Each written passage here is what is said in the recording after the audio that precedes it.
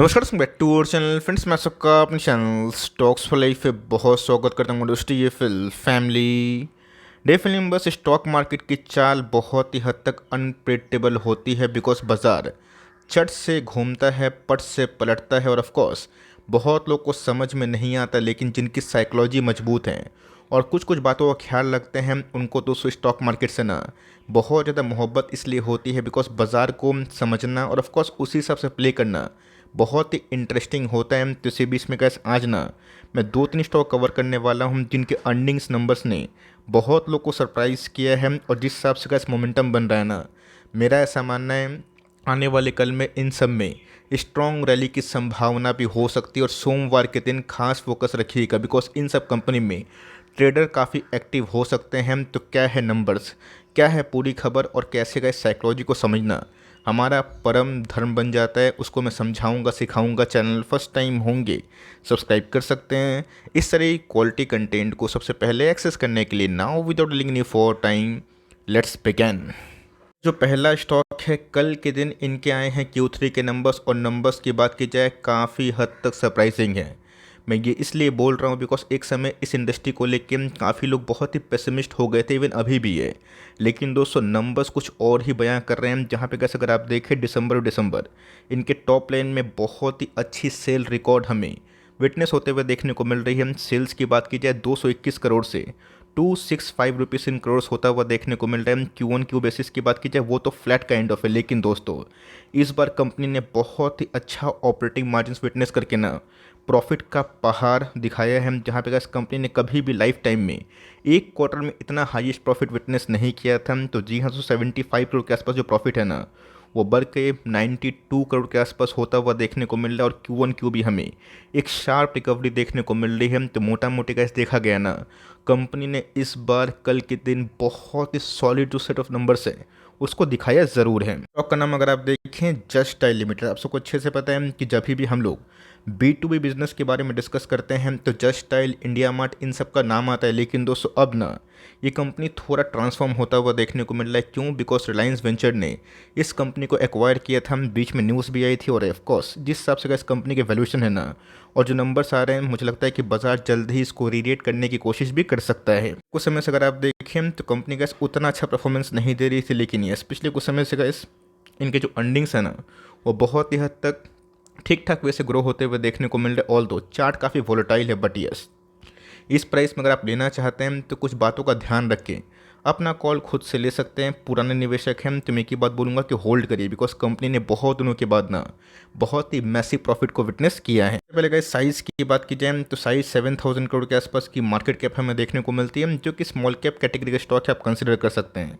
Price holding की बात की जाए 22 के आसपास है। कंपनी को आपको पता है कि बीच में रिलायंस ने एक्वायर किया था, जिसके वजह से बहुत सारे चेंजेस होना बाकी हैं। तो ROC के फ्रंट की बात की जाए, ROE के फ्रंट की बात की जाए उतने अच्छे नहीं है, लेकिन इस कंपनी में कैसे चीज़ पर नंबर्स आए हैं ना उसके बलबूते पे कंपनी में काफ़ी अच्छा एक्शन आने वाले दिनों में बनता हुआ दिखाई दे सकता है। पहले क्या समझिएगा, जब company one of the highest quarterly numbers और गुड TTM को पेश करती है तो कंपनी में गैस फिर से एक ऑप्टिमिज्म जागता है। और जिस हिसाब से गैस कंपनी ने पिछले कुछ समय से आउट परफॉर्मेंस किया है लास्ट एक साल से, ये काबिल तारीफ वाली बात है बिकॉज कंपनी फुली रिस्ट्रक्चर होते हुए देखने को मिल रही है। और जहाँ पे गैस इनके प्रॉफिटेबिलिटी की बात की जाए ना 331 करोड़ के आसपास स्टैंड हो रहे हैं, जो कभी भी गैस इतने लंबे अरसे के बाद ना हमें विटनेस होता हुआ दिखाई नहीं दिया था।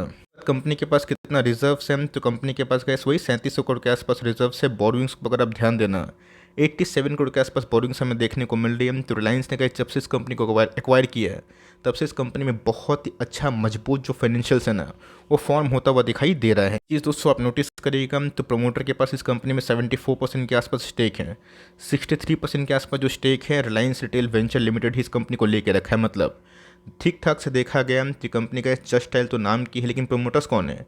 रिलायंस लिमिटेड ही हमें देखने को मिलते हैं। ऑफकोर्स कैसे और भी मल्टीपल प्रमोटर्स हमें देखने को मिलते हैं, बट जो अधिकांश स्टेक है उसको रिलायंस ही लेके बैठा है। पब्लिक के पास जो होल्डिंग हमें देखने को मिल रही है वो पहले से काफ़ी कम इसलिए हो गई है। सिंपल सी बात है, जब स्टॉक परफॉर्म नहीं करते हैं तो बहुत लोग बेचते हैं। और DS की होल्डिंग की बात की जाए बहुत ही अच्छे वे से ग्रो होते हुए देखने को मिल रहे हैं। तो इस कंपनी को अगर आपने अभी तक नहीं बेचा है, मैं बोलूँगा कि कुछ समय और आप चाहें तो इंतज़ार कर सकते हैं।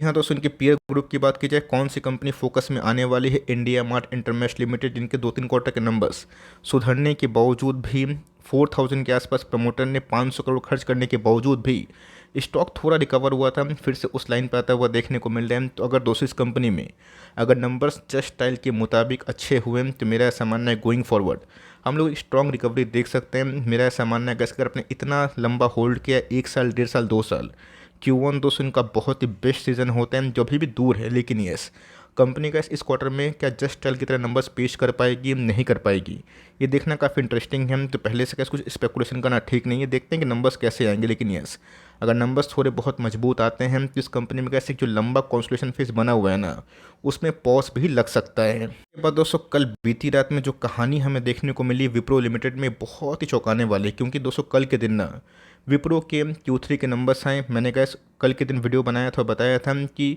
बहुत ऐसे एनालिस्ट हैं उनके एक्सपेक्टेशन के पॉइंट ऑफ व्यू में विप्रो ने थोड़ा सा लैगार्ड परफॉर्म किया, ऑल्दो एस्टिमेशन से लगभग ही नंबर से मिले जुले। लेकिन यस इससे बहुत ही अच्छे नंबर्स हमें कहाँ देखने को मिले, TCS में, इन्फोसिस में, और ऑफकोर्स SCL टेक तो गैस बाजी मारा। लेकिन इसी बीच में कल नंबर्स उसको मैच होने के बावजूद भी अगर आप देखें तो बहुत सारे एनालिस्ट उतने बुलिश नहीं थे, पर जो प्राइस एक्शन कल के दिन देखने को मिला ना, ये काबिल तारीफ था, 17% के आसपास। और मैंने कल बताया भी था कि अगर कोई भी केस में विप्रो में गिरावट होती है तो पैसे तैयार रखिएगा, बिकॉज इन सब कंपनी में जहाँ पे वॉस्ट ओवर होने की कहानी हो रही है ना, असली खेलेधरी पे हो सकता है। इसी दिन पहले गए 6-8 महीना पहले लोग की कमेंट्री क्या थी कि IT से दूर रहें, ये रहे वो रहे, और 6-8 महीने से गैस मेरी कमेंट्री क्या है आपको बताने की आवश्यकता नहीं है, बिकॉज मैंने आपको बताया था कि अब मैं थोड़ा सा ओवरवेट हो रहा हूँ IT पे। रीज़न साफ है, बिकॉज जब वॉश की कहानी ख़त्म ऑलमोस्ट होती है और जब गुड थिंग की शुरुआत होती है तो कंपनी उसके पहले ही रैली करना शुरू करती है। सो वही हमें देखने को मिल रहा है। आप सबको अच्छे से पता है कि इन्फोसिस सहित वेरियस कंपनी में जो फियर पैदा हुआ था, लोगों ने डराया था लोगों को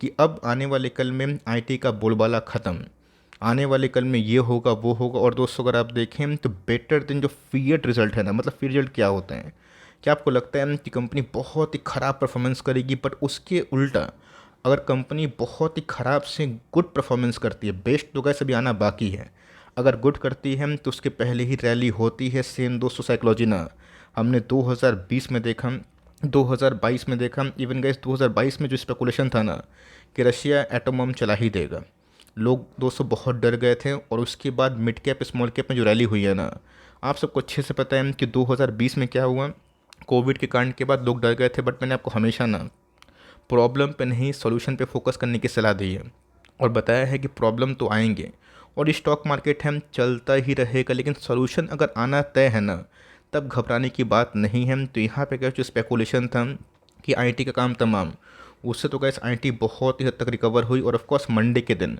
हम लोग विप्रो जैसे दिग्गज कंपनी में भी अच्छी खासी रैली विटनेस करने की उम्मीद पाल सकते हैं। अगर तो विप्रो में गैस अभी भी लाइफ टाइम हाई से कंपनी बहुत ही पीछे चल रही है। आपने देखा कि इन्फोसिस सहित LTI, माइंडट्री सहित SCL टेक ने तो गैस लाइफ टाइम हाई लगा ही दिया, बट उन 3-4 कंपनी में गैस विप्रो पीछे चल रही थी, जो अभी के टाइम ना काफ़ी अच्छा परफॉर्मेंस करने की उम्मीद हम लोग दे सकते हैं। तो कोई भी तरह का दोस्तों एक पुल बैक कोई भी IT कंपनी को लेके अगर आपको मिलता है तो वहाँ पे अगर सब चाहें ना 2 साल के फॉरवर्ड विजन से उस कंपनी को ग्रैब कर सकते हैं। तो यही का इस छोटी सी अपडेट है जहाँ पे जस्ट स्टाइल के नंबर्स हमें B2B जो सेगमेंट है उसका जो हाल है वो बयां कर रहे हैं। और उसके साथ साथ गैस IT में जो बहुत ही नेगेटिव कमेंट्रीज थी ना, उससे तो गैस जो निजात है वो होता हुआ देखने को मिल रहा है। मतलब जब वॉस्ट ओवर की कहानी होती है तो गुड थिंग्स गैस मतलब बिगिन होती है। और यही गैस मैं आपको ना हमेशा से सिखाता हूँ कि बाज़ार कभी एक तरफा भागता नहीं और गिरता भी नहीं है। ऑप्टिमिज्म, पेसिज्म, डिनाइल सब में होता है, बट उसके बाद जो रिकवरी कंपनी करती है ना वो काफ़ी इंटरेस्टिंग होती है। तो आपका क्या व्यू है कमेंट बॉक्स में ज़रूर बताइएगा। और ये 2-3 कंपनी में से कौन सी कंपनी आप होल्ड किए हैं वो भी चाहे तो कमेंट बॉक्स में लिख सकते हैं। वीडियो अच्छी लगी तो प्लीज़ लाइक करिएगा, चैनल फर्स्ट टाइम होंगे सब्सक्राइब करके बेल आइकन को प्रेस करना भी ना भूलिएगा। तो गाइस मिलते हैं जल्द ही, तब तक के लिए bye. Thanks for listening friends, God bless you all.